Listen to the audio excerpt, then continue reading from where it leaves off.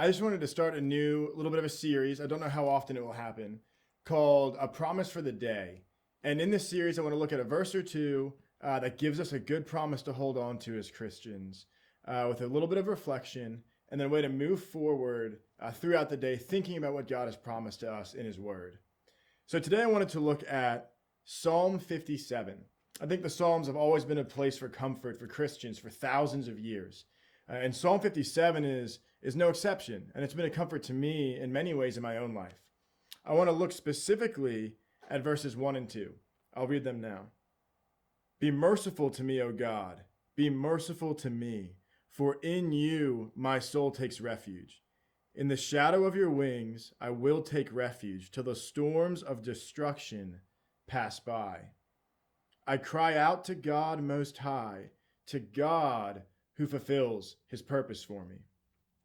I think what's amazing about these two verses here is David is crying out to God, be merciful to me. He's in a situation where he knows he's weak and he's needy, and he looks to God and says, Lord, have mercy on me. The only place he knows he can go is to the God of the universe. And it's here that he says, in the shadow of your wings, I will take refuge. He says his soul takes refuge in God.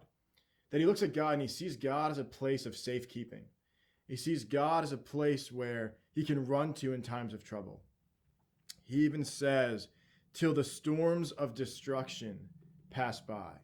That David plans on crawling up inside the safekeeping of God until the storms of destruction pass by. How helpful is that to think about in the midst of coronavirus right now, in the midst of a season of fear and a lot of unknowns, that we can actually come to God and He is a refuge to us. Even more so, though, David says something about who God is. He says something that is the reason for his confidence that God's a safe place. He says, I cry to God Most High, to God who fulfills His purpose for me. He knows that when he's crying out to God, he's crying to a God who never fails to fulfill His purposes. That God is a safe place, and He's one who has not lost control.